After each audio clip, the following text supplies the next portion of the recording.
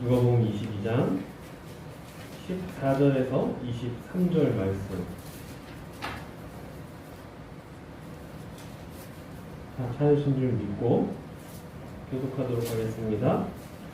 때가 이르매 예수께서 사도들과 함께 앉으사 이르시되 내가 고난을 받기 전에 너희와 함께 이 유월절 먹기를 원하노니 내가 너에게 이르노니 유월절이 하나님의 나라에서 이루기까지 다시 먹지 아니하리라 하시고 이에 잔을 받으사 감사기도 하시고 이르시되 이것을 갖다가 너희에게 나누라. 내가 너에게 이르노니 내가 이제부터 하나님의 나라에 임할 때까지 포도나무에서 나는 것을 다시 마시지 아니하리라 하시고 또 떡을 가져 감사기도 하시고 떼어 그들에게 주시며 이르시되 이것은 너희를 위하여 주는 내 몸이다. 너희가 이를 향하여 나를 기념하라 하시고 저녁 먹은 후에 잔도 그와 같이 하여 이르시되 이 잔은 내 피로 세우는 새 언약이니 곧 너희를 위하여 붓는 것이라.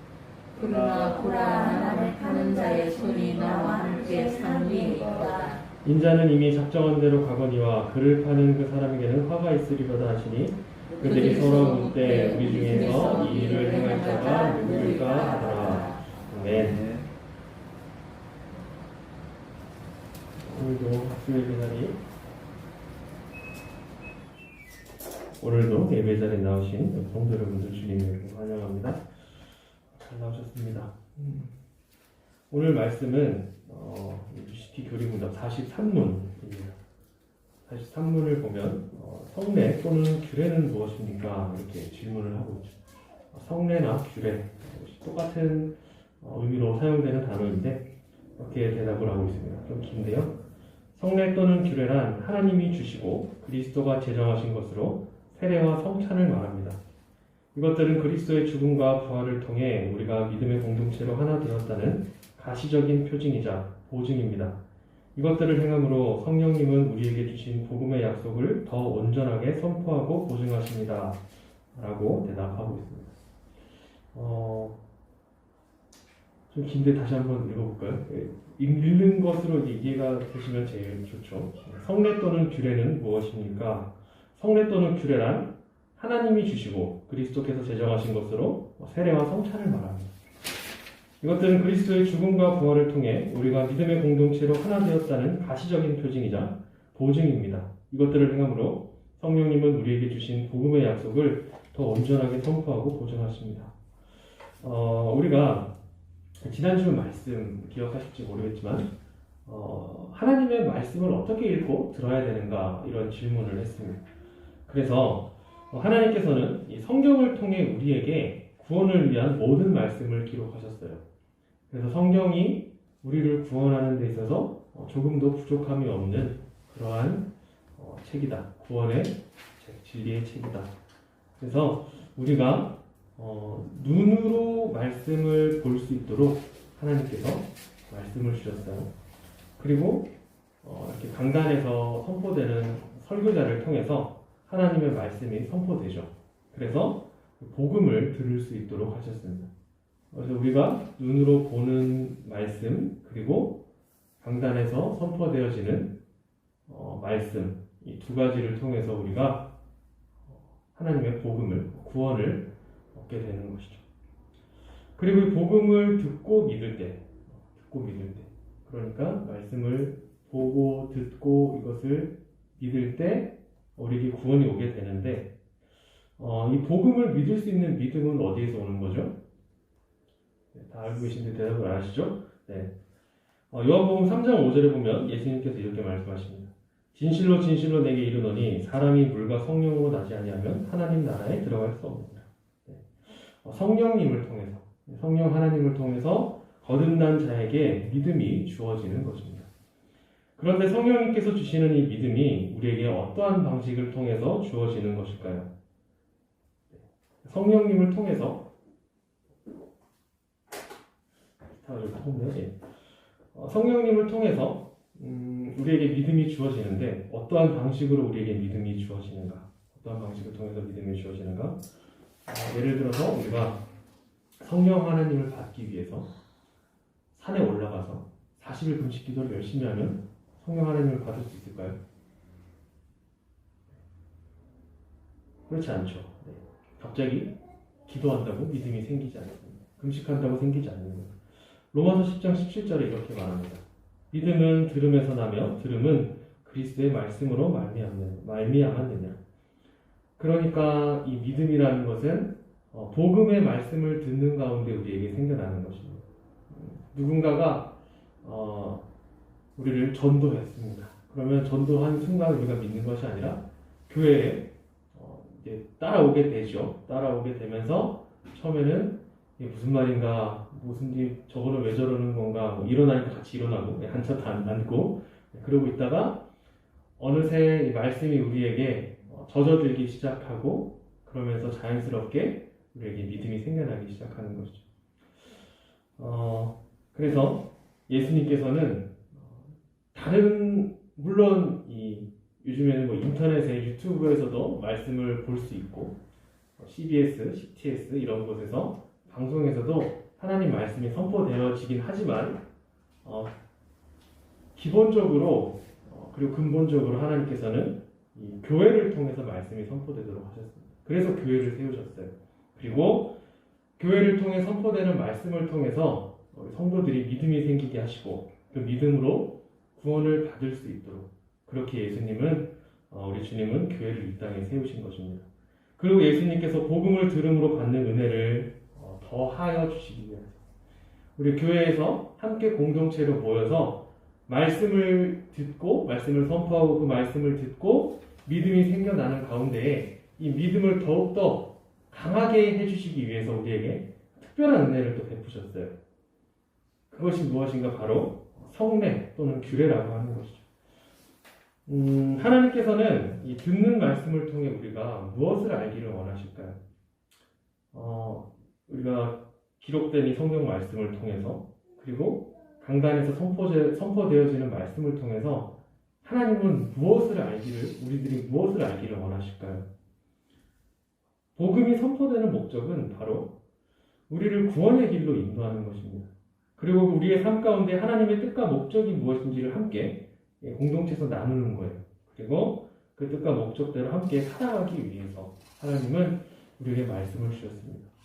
그러니까 이 말씀이 강단에서 선포되어지는 말씀이 우리에게 어떠한 생활 정보를 준다거나 아니면 쓸데없는 영화 얘기를 한다거나 정치 얘기를 한다거나 내지는 경제 얘기를 한다거나 그런 하나님의 말씀에 구원과 관계없는 말이 선포되어진다면 그것은 하나님의 말씀이 아니라는 것이죠. 그것이 목적이에요. 우리에게 구원을 주시는 것 그리고 우리가 구원받은 백성의 삶대로 살아갈 수 있도록 우리에게 말씀을 선포하시고 그 말씀을 통해 우리가 함께 공유하는 것, 함께 나누는 것 그것이 강단에서 선포되어지는 말씀의 목적인 거예요. 그러니까 제가 여기서 가끔씩 저희 집사람 예를 들어서 이런저런 얘기를 하지만 그것이 우리의 구원과 우리의 삶의 이 말씀의 실천에서 아무런 상관이 없는 거면 잡담일 뿐이라는 거죠. 아무 쓸모없는 말이라는 거죠. 그런 것이 목적이 돼서는 안 됩니다. 그러므로 말씀을 통해 우리는 우리에게 주어진 복음의 은혜를 알게 되는데 주님께서 우리를 대신하여 십자가에서 죽으신 은혜 그로 인해 우리가 구원을 받았고 구원받은 백성들이 이제는 그 은혜로 어떻게 살아가야 하는지 말씀의 은혜로 우리가 알게 되는 거예요. 그게 복음의 은혜인 거죠. 그런데 이 말씀의 은혜를 더하기 위해서 더 이렇게 플러스하기 위해서 증가시키기 위해서 눈에 보이는 어떠한 예식을 예수님께서 정하셨어요. 그 예식을 통해서 말씀의 은혜가 더욱 분명하고 충만하도록 성례를 제정하신 거죠. 즉 복음이 선포되는 말씀을 통해서 우리 안에 믿음이 이렇게 생겨나게 되고 믿음이 있는 상태에서 우리가 성례를 시행하게 되면 그 믿음이 더욱더 강화되는 거예요. 그리고 우리의 믿음이 확증이 되는 거예요. 확실하게 되는 거죠. 이 성례가 구약에서는 할례라고 할 수 있어요. 할례. 그래서 로마서 4장 11절 말씀을 보면 이렇게 말하고 있어요. 그가 할례의 표를 받은 것은 무할례 시에 믿음으로 된 의를 인친 것이니 이는 무할례자로서 믿는 모든 자의 조상이 되어 그들도 의로 여기심을 얻게 하려 하심이라. 말이 조금 어려울 수 있는데 쉽게 설명을 하면 할례, 곧 이 성례라고 하는 것은 믿음으로 얻는 복음의 의를 인치신 것이다. 인쳤다. 도장을 받았다. 이런 거죠. 확증을 받았다는 할례라는 것은 성례라는 것 자체는 믿음으로 얻은 의를 다시 확증하는 결과를 갖고 온다는 거예요. 성례는 눈에 보이지 않는 은혜를 눈에 보이도록 나타내 주신 것이다. 할례 받은 백성들, 그 이스라엘 민족들이 할례를 받은 것이 할례를 받았기 때문에 구원을 받은 것이 아니라 구원받은 백성의 표로 할례를 받았다고 하는 거예요. 그리고 이 할례를 받은 백성들을 보면서 이들이 어떻게 해요? 그들 스스로 내가 은혜를 받은 자다, 내가 구원을 받은 자다라는 것을 스스로 확증하는 거죠. 도장을 받은 거예요, 한마디로. 그렇다면 사람이 이 성례라는 것이 이렇게 좋은 거라면, 우리에게 믿음을 강화시켜주고 우리의 믿음을 확증하는 것이라면, 사람이 임의로 마음대로 좋은 제도를 만들어가지고 교회 안에서 시행하면 그것을 성례라고 할 수 있을까요? 이 말씀을 드리는 것은 이제 카톨릭에서는 칠성례라고 하는 것이 있습니다. 7가지의 성례를 만들어서 하는데, 갑자기 제가 급조하게 생각한 거라서 갑자기 떠올라서 얘기하는 거라 준비를 안 했네요. 칠성례를 뭔지 제가 깜빡했는데 7가지의 성례를 합니다. 성당에서는. 제가 다시 조사를 해봐야 될 것 같아요. 네. 그런데 이 카톨릭에서는 7가지의 성례를 가지고 이 성례를 행하는데, 근데 우리는 교회에서는 아까 이 말씀 읽은 거에서 뭐라 그랬죠? 성찬과 세례, 이 2가지만을 인정한다는 거예요. 그러니까 사람이 임의대로, 어떠한 교회에서 임의대로, 카톨릭에서 임의대로 그들이 이렇게 하면 하나님이 기뻐하시겠다라는 것처럼 그렇게 생각해서 성례를 만들면 그게 정말 성례가 될 수 있는가? 이러한 질문인 거예요. 정답은 뭐 그렇지 않다는 거죠. 우리 주님께서 제정하신, 하나님께서만 만드신 것이, 제정하신 것만이 성례가 될 수 있는 거예요. 왜 그러냐? 우리에게 구원의 은혜를 베푸신, 구원의 은혜를 주신 분이 바로 하나님인 것처럼 우리에게 눈에 보이는 은혜를 주시는 것도 오직, 그리고 그 은혜를 확증하는 표를 주시는 분도 오직 하나님밖에 하실 수 없다라는 거예요. 이게 무슨 말이냐면요, 우리에게 구원의 은혜를 주시는 분은 오직 하나님밖에 없다는 거예요. 사람이 되게 감정적이잖아요. 감정적입니다. 사람이 감성적이에요. 그래서 때로는 우리가 어떠한 감동스러운 음악을 들을 때 은혜를 받았다고, 그렇죠? 감동스러운 음악을 들을 때 은혜를 받았다고, 내지는 어떠한 감동적인 영화를 봤을 때 은혜를 받았다고 합니다. 그런데 그 은혜는 하나님께서 주시는 그 구원의 은혜가 아니라 우리의 그냥 우리의 마음속에 차오르는 감정일 뿐이라는 거예요. 우리에게 구원을 주시는 분이 하나님이시기 때문에 어떻게 해요? 우리에게 그 은혜를 눈에 보이도록, 우리에게 은혜를 느끼도록 하시는 분은 오직 하나님 한 분밖에 될 수 없는 거예요. 물론 우리 인간의 다른 구원의 은혜가 아니라 다른 어떠한 그냥 감동받았다라는 것은 우리가 얼마든지 할 수 있죠. 하지만 그것에 은혜 받았다 이렇게 표현할 수는 없는 거예요. 은혜는 하나님만 주시는 거죠. 구약의 성례가 할례라면 신약의 성례는 바로 세례와 성찬, 이것이 바로 신약의 성례예요. 마태복음 28장 19절에 이렇게 말합니다. 그러므로 너희는 가서 모든 민족을 제자로 삼아 아버지와 아들과 성령의 이름으로 세례를 베풀라. 그리고 고린도전서 11장 24절에서 25절 말씀, 축사하시고 떼어 이르시되 이것은 너희를 위하는 내 몸이니 이것을 행하여 나를 기념하라 하시고, 식후에 또한 그와 같이 잔을 가지시고 이르시되 이 잔은 내 피로 세운 새 언약이니 이것을 행하여 마실 때마다 나를 기념하라. 주님께서 제자들에게 명령하신 말씀인 거죠. 그래서 우리는 주님께서 명령하신 이 성례를 우리가 행하는 거죠. 지금도 행하고 있죠. 그렇죠? 그리고 하나님께서 말씀을 통해 우리에게 주신 언약을 이 성례를 통해서 확신을 하고 더욱더 그 은혜에 감사하게 되는 거예요. 이러한 성례, 세례와 성찬은 오직 성도들에게만 적용이 되는 겁니다. 성도들만이 누릴 수 있는 은혜인 거죠. 간혹 그런 사람들이 있어요. 오늘 내가 기분이 별로 안 좋으니까 오늘 성찬은 내가 안 하고 싶다, 이런 생각을 하는 사람들이 있는데, 그것은 하나님께서 주신 은혜를 발로 차버리는 거예요. 성도들에게만 특별히 허용된 은혜인 거예요. 그래서 성례를 보면 하나님을 믿지 않는 사람들, 그리고 이단과 성도들을 하나님을 믿지 않는 사람과 이단, 그리고 성도들을 구분하는 그 경계가 구분하는 경계가 되는 거예요. 구약의 성례라고 할 수 있는 할례, 오직 이스라엘 민족에게만 할례가 명령되었습니다. 그리고 세례와 성찬 역시도 그리스도를 주라고 고백하는 성도들만이 참여할 수 있어요. 그러니까 성례는 바깥에 있는 우리 믿지 않는 사람들과 그리고 우리와의 경계를 보여주는 것이다. 그래서 세례받지 않은 사람이 성찬에 참여할 수 없는 것이고, 스스로 신앙 고백을 한 유아 세례 받은 사람들에게 성찬을 주지 않잖아요. 왜냐하면 자신 스스로 신앙을 고백한 그 이후에 성찬에 참여할 수 있게 되는 것이죠. 그 구분이 되는 것이고, 하지만 반대로 우리 성도들 안에서는 성례를 통해 한 몸을 이루는 은혜를 누리게 됩니다. 이 세례 가운데 우리가 이렇게 고백을 하죠. 이후에 이제 성찬과 세례에 대해서 더 자세하게 살펴볼 텐데, 세례를 받을 때 우리가 성부와 성령의 이름으로 세례를 이 목회자가 주지만 그것에 모든 성도들이 어떻게 해요? 함께 증인이 되는 거예요. 우리의 거룩한 공동체에 속했다, 함께 들어온다는 것을 우리 모든 성도들이 그 자리에서 증인이 되는 거예요.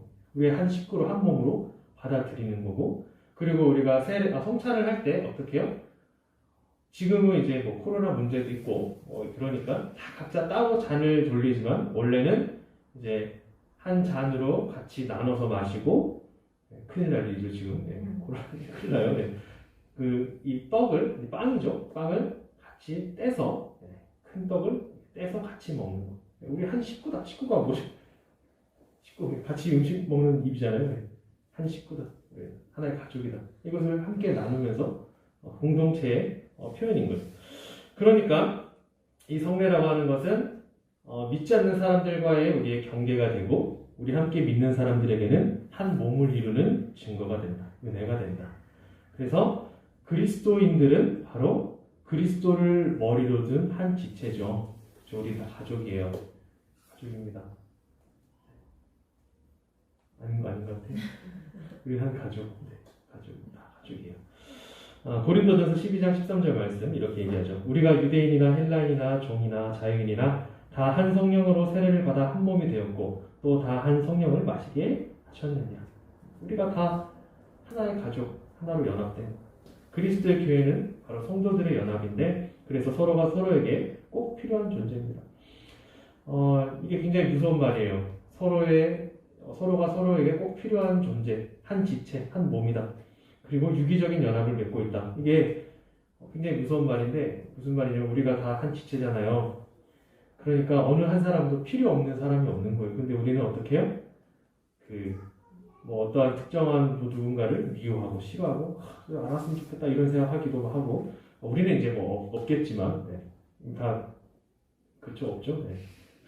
혹시 저를 미워하시거나 이런 건 없죠. 우리가 다 서로가 서로를 필요로 한 지체. 그런데 지체라는 이 연합체다, 유기적으로 우리가 연합되어 있다라는 인식이 바로 있으면 이렇게 되는 거예요. 주일날 성도 한 분이 빠졌어요. 안 왔습니다, 교회에. 나 오늘 안 갈래 이러고 안 왔습니다. 그러면 어떻게 되냐면 우리 한 몸이잖아요. 몸인데 팔이 하나 없어지는 거예요. 예수님이 머리시고 예수님의 몸인 교회인데 내가 안 오면 예수님 팔이 없어지는 거죠. 내가 안 오면 다리가 없어지는, 예수님의 다리가 없어지는 거예요. 우리의 몸을, 예수님의 몸을 내가 안 오므로 이 교회를 표현이 좀 과격하지만 병신을 만들 수 있는 것이다. 굉장히 무서운 얘기인 거죠. 그것을 우리가 제대로 인식한다면 주일날 우리 교회에 오는 것, 이것에 정말 우리가 열심을 가져야 됩니다. 그리고 이 한 지체로 맺어져 있는 우리들이 어떻게 또 맺어져 있냐면 에베소서 4장 3절에서 5절 말씀 이렇게 얘기합니다. 평안에 매는 줄로 성령이 하나 되게 하신 것을 힘써 지키라. 몸이 하나요 성령도 한 분이시니 이와 같이 너희가 부르심의 한 소망 안에서 부르심을 받았느니라. 주도 한 분이시요 믿음도 하나요 세례도 하나요. 평안을 매는 줄로 성령이 하나 되게 하신 것. 우리는 한 몸인데 서로 미워하고 싫어하는 그런 몸이 아니라 평안과 사랑으로 연합이 되어 있는 거예요. 우리가 교회에서 한 지체로 한 몸으로 공동체에 모였을 때 우리가 서로를 바라볼 때 기뻐해야 돼요. 평안해야 됩니다. 서로 사랑하는 마음이 막 샘솟아야 돼요. 그리고 성례를 통해서 함께 성찬, 세례 이런 이 성례가 있을 때에 어떻게 해요? 우리가 또 한 몸임을, 한 지체임을 또 한번 확인하고, 그리고 그 가운데에 우리가 하나님 말씀대로 바르게 살기 위해서 결단을 하는 것이죠. 그리고 하나님의 말씀대로 살아가는 교회는 화평과 사랑의 열매를 맺게 되어 있는 겁니다. 그렇다면 성례와 제사 어떤 차이가 있을까? 이것도 이제 왜 말씀을 드리자면 카톨릭에서 이 성찬을 하나의 제사로 생각을 하기 때문입니다. 제사, 바로 우리의 구원을 위한 제사라고 생각을 해요. 성례나 제사 두 가지 모두 다 우리 눈으로 볼 수 있는 그런 형식을 가지고 있는데 성례와 제사는 분명히 달라요. 이제 우리가 상식적으로 알고 가면 굉장히 좋을 것 같습니다. 제사라고 하는 것, 우리가 하나님 앞에 바치는 거죠. 제사는 하나님 앞에 제물을 드리고 함께 이게 바치는 거예요. 그래서 하나님께서 요구하시는 순종과 예배를 드리는 걸 바로 제사라고 그러고요.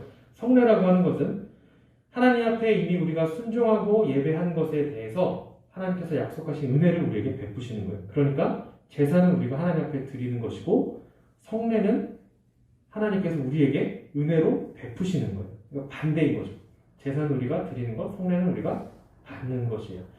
성례와 제사를 구분해야 하는 이유, 아까 말씀드린 것처럼 카톨릭에서는 성례를 마치 제사처럼 여기기 때문에 이 성찬을 하면서 예수님의 피를 마실 때 보혈을 마시기 때문에 그 보혈이 우리에게 어떠한 마법적인 효과를 가져와서 우리의 죄를 씻겨내는 거예요. 우리가 떡을 먹을 때 그 떡이 예수님의 진짜 살이 돼서 우리를 위해서 죽으신 그 몸이 우리 안에 정말 살아나서 우리의 죄를 정결케 합니다. 그런 어떠한 우리의 구원을 위해서 필수적으로 이건 무조건 먹어야 된다, 마셔야 된다 이렇게 생각하는 그런 제사라고 생각하기 때문에 분명히 구분되어져야 돼요. 그런데 우리는 구원을 위해서 제사를 드릴 필요가 없습니다. 말씀을 통해서 우리가 계속 배웠지만 예수님께서 우리의 모든 죄를 위해서 어떻게 해요? 단번에 예수님 스스로가 제물이 되셔서 그리고 스스로 제사장이 되셔서 제물을 들고 하늘 보좌로 올라가셨죠. 그 하늘 지성소로 가신 거죠.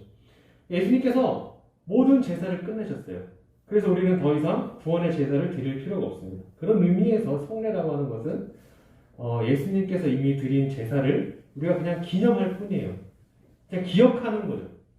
우리가 떡과 포도주를 마실 때 이것은 나를 위해 흘리신 예수님의 피라고 할 때 주님 나를 위해서 흘리신 보혈의 피 그것을 그냥 생각하는 거예요. 이 잔이 포도주가 우리는 포도주스를 마시지만 포도주스가 진짜 예수님의 피가 돼서 우리에게 어떠한 마법적인 효과를 가져오는 것이 아니라 우리는 기념하는 것뿐입니다. 떡을 보면서 카스테라를 먹는 카스테라가 무슨 예수님의 몸이에요. 이게 빵이지 우리 알잖아요. 다 저기 빵집 가서 사오는 거잖아요. 그게 무슨 예수님의 몸입니까? 하지만 우리가 그것을 먹으면서 나를 위해 지키신 예수님의 몸을 생각하는 거죠. 그 의미밖에 없는 거예요. 그리고 우리가 드릴 제사라고 하는 것은 이런 것밖에 없어요. 로마서 12장 1절 말씀. 그러므로 형제들아 내가 하나님의 모든 자비하심으로 너희를 권하노니 너희 몸을 하나님이 기뻐하시는 거룩한 산제물로 드리라. 이는 너희가 드릴 영적 예배니라. 우리 몸을 드리라. 몸 드리는 거 뭐예요? 가서 몸 정말 바치는 건가요? 아니죠. 하나님께서는 이제 얼마 전에 말씀하시는 건데 우리의 삶이 거룩한 삶으로 하나님 말씀대로 살아가는 그 우리의 삶 자체가 예배가 돼야 됩니다. 그리고 베드로전서 2장 5절 말씀 너희도 산돌같이 신령한 집으로 세워지고 예수 그리스도로 말미암아 하나님이 기쁘게 받으실 신령한 제사를 드릴 거룩한 제사장이 될지니라. 우리가 하나님 앞에 제사를 드린다라는 의미는 하나님 앞에 받은 은혜를 찬송하며 드리는 감사의 제사일 뿐이다. 그거 외에는 다른 제사를 우리가 드릴 필요가 없습니다. 히브리서 13장 15절 말씀 그러므로 우리는 예수로 말미암아 항상 찬송의 제사를 하나님께 드리자. 이는 그 이름을 증언하는 입술의 열매니라. 그렇다면 우리가 하나님 앞에 드리는 제사 어떻게 드려야 될까요? 히브리서 13장 16절 말씀 이렇게 얘기하고 있어요. 오직 선을 행함과 서로 나누어 주기를 잊지 말라. 하나님은 이 같은 제사를 기뻐하시느니라. 결국은 이 모든 이 내용이 포함하고 있는 건 우리가 하나님 앞에 드릴 제사 그것은 교회 안에서 우리 한 공동체로 한 몸으로 함께 선을 행하는 것, 함께 사랑하고 함께 나누는 그 연합하는 것, 그 자체가 바로 하나님 앞에 드려지는 제사가 되는 거예요. 그러니까 우리가 어떻게 해야 되겠습니까? 교회에서 서로 사랑해야 됩니다. 서로 한 몸으로 한 가족처럼 정말 지내야 되는데 제가 김장에 뭐 성령님 고생하시는데 죄송할 따름이고 함께 사랑하고 함께 교제하고 그래서 식탁 교제가 정말 중요한 것 같습니다. 식구잖아요. 같이 밥 먹어야 되는데 이 코로나가 이 교회의 연합을 공동체를 정말 너무 약화시키고 있어요. 너무 안타까워요. 함께 밥 먹고 교제하면서 함께 근황을 묻고 그 가운데 지난주 말씀을 이랬는데 그 말씀대로 우리가 이렇게 살았다. 대신 나 이렇게 살지 못했다. 함께 기도하고 이런 게 정말 교회에서 그것이 교회의 목적인데 그것을 못하니까 너무 안타깝습니다. 성례라고 하는 것은요 결코 죄를 사해 주는 그런 제사가 될 수 없습니다. 과거에 저도 제가 세례를 고등학교 1학년 때 받았어요. 고등학교 1학년 때 저는 뭐 모태신앙도 아니었고 그때쯤에 이제 제 부모님 교회를 나가기 시작하셔서 다니기 시작하시면서 저도 어쩔 수 없이 교회를 따라가게 되면서 고1 때 세례를 받았는데 뭐 그 세례의 의미를 전혀 모르는 상태에서 세례를 받았습니다. 그냥 뭐 쫄래쫄래 계속 왔다 갔다 하니까 너 나온 지 몇 개월 됐냐? 6개월 됐습니다. 그래 세례 받자 이래서 세례 받았어요. 그래서 이 세례를 받을 때 뭐 이게 죄를 이제 씻긴다 그러니까 뭐 내가 정결케 되는 건가 뭐 이런 생각도 하고 그리고 이제 하자마자 이제 바로 우리가 이제 성찬을 하잖아요. 성찬을 하면서 예수님의 피다 그러니까 이걸 먹으면 뭔가 이게 좀 어떤 마법의 그런 물약 같은 건가 그냥 파스텔한데 이게 뭐지 그런 생각을 했던 적이 있어요. 그래서 성찬에 참여하게 되면 그 행위를 통해서 내가 포도주를 먹고 떡을 먹는 그 행위를 통해서 내가 죄가 사해진다 라는 그런 생각을 했던 적도 있었던 것 같아요. 대부분의 사람들이 대부분은 아니겠지만 어떤 일부의 사람들이 그런 착각 가운데 살아가고 있을 수도 있어요. 하지만 성례는 그 행위 자체로는 어떠한 마법같이 우리에게 주어져 있는 그 죄를 씻겨주는 그런 효과를 주는 것이 아니에요. 그 행위 자체로는 아무런 의미가 없습니다. 뭐 세례받지 않은 사람이 성찬에 참여한다고 갑자기 하나님 저주받아서 뭐 포도주가 독주로 변해서 죽겠습니까? 떡이 목에 걸려 죽겠습니까? 아무렇지 않을 거예요. 그냥 그건 어떤 그 행위로는 우리에게 아무런 선도 악도 해주지 못합니다. 하지만 우리는 성례에 참여하면서 이것은 우리에게 구원의 은혜를 주신 그리스도인들만이 그것을 느낄 수 있는 거예요. 이 잔은 예수님께서 나를 위해 죽으신 예수님의 보혈을 상징한다. 그리고 우리가 마시고 카스테라이지만 우리가 이것을 먹으면서 이것은 나를 위해 찢기신 예수님의 몸을 다시 기억하고 떠올리게 하는 우리에게 그런 은혜가 있게 되는 거예요. 우리의 구원은 오직 예수 그리스도를 통해서만 주어지고 그 사실을 복음의 말씀을 통해서 깨닫고 또 믿음으로 받아들이게 됩니다. 그리고 성례를 통해 복음을 확증하게 되는 것입니다. 이러한 말씀과 성례는 결국 하나님께서 교회의 사역자들을 통해 베푸시는 은혜의 수단입니다. 교회의 사역자들을 통해서 베푸시는 거예요. 우리가 마음대로 우리 권사님이 오늘 그래 예수님의 피를 좀 먹어야 내가 되겠다 이러면서 혼자서 성찬하고 그러면 안 되는 거예요. 교회 공동체에서 어떤 교회는 뭐 매주 하는 교회도 있고 그건 교회마다 다른데 보통 우리는 이제 각 절기에 맞춰서 우리가 세례를 하게 되죠. 그리고 어떻게 해요? 교육자들, 사역자를 통해 담임 목사님을 통해서 주어지는 세례도 제가 이제 저는 목사니까 뭐 세례를 줄 수 있겠지만 우리 뭐 집사님이 아니면 어떤 뭐 다른 권사님이 갑자기 세례를 주고 이렇게 할 수 없는 거예요. 사역자들을 통해서 베푸신 하나님의 은혜의 수단입니다. 말씀을 통해서 내적으로 우리 안에 믿음이 생겨나게 되고 그것을 강화시키는 것이 바로 성례다. 이렇게 생각하시면 됩니다. 성례는 외적인 물건과 예식을 통해 말씀이 말하는 내용을 나타냅니다. 하지만 성례는 그 자체만으로 믿음이 생기지 않습니다. 우리가 세례를 받았다고 해서 갑자기 믿음이 생기는 것이 아니라는 것입니다. 믿음은 오직 말씀을 통해서 생겨나며 확증됩니다. 하지만 믿음이 있는 성도가 성례에 참여하게 되면 말씀을 통해 생겨난 믿음이 더욱 강화되고 확증됩니다. 그러므로 말씀과 성례는 모두 우리에게 매우 필요한 하나님의 명령이죠. 그리고 특별히 하나님께서 베푸신 우리의 은혜가 됩니다. 굉장히 공부하는 그런 시간 같죠. 이 시간이. 네, 원래 그래요. 교리라는 게 되게 공부하는 그런 시간입니다. 다음 주부터 이제 원래는 올해 이제 12월 마지막 주가 되면 딱 이 UCT 교리 분답이 끝나야 되는데 우리가 그 주기도문을 이제 8주 동안 했기 때문에 7주 정도 더 우리가 살펴봐야 되는데요. 이제 그러니까 1월 한 2월 중순까지 살펴보게 될 텐데 이제 저희들이 봐야 되는 것은 세례와 성찬이 갖는 어떠한 의미인가 이것을 이제 앞으로 더 깊게 이제 다루게 될 거예요. 그런데 이러한 의미를 아는 것이 우리에게 굉장히 중요합니다. 우리가 누군가 전도했을 때 누군가 이제 교회에 왔는데 세례를 베푼다 내지는 성찬을 할 때 이제 처음 보는 사람은 되게 당황할 거 아니에요. 지금 뭐 하는 거야? 포도주스를 왜 먹어? 카스테를 왜 때 먹어? 뭐라고 말씀하시겠습니까? 우리가 그런 것을 확실히 아는 것이 굉장히 중요한 거죠. 그리고 우리가 그 의미를 확실히 알고 그 의미를 이 말씀을 통해서 이제 깊이 우리가 이해했으면 이제 앞으로 우리가 이 성찬을 참여할 때 우리가 성찬에 참여하게 돼서 실제적으로 그것을 우리가 나누게 될 때 하나님께서 우리에게 베푸신 그 은혜, 예수님께서 우리를 위해 죽으신 십자가의 은혜 이것을 더욱더 깊게 이해하고 또 깊게 우리가 감사할 수 있는 그런 우리 자신들이 될 거라고 믿습니다. 그래서 이 배운 말씀을 가지고 늘 하나님 앞에 감사하고 찬송 드리며 살아가는 우리 모든 성도님들 될 수 있기를 주님의 이름으로 소망합니다. 기도하겠습니다. 하나님 감사합니다. 우리가 이 성례에 대해서 조금 살펴보았습니다. 하나님께서 제정하시고 하나님께서 말씀하시고 예수님께서 제정하신 이 세례와 성찬이 시대가 지나면서 많은 말씀 사역자들이 그리고 교회가 그 말씀의 본질을 잃어버리고 타락하여 다른 곳으로 갈 때 그때 주님께서 명령하신 이 세례와 성찬만은 변하지 않고 지금까지 우리에게 온전히 전해지게 하심을 너무나 감사합니다.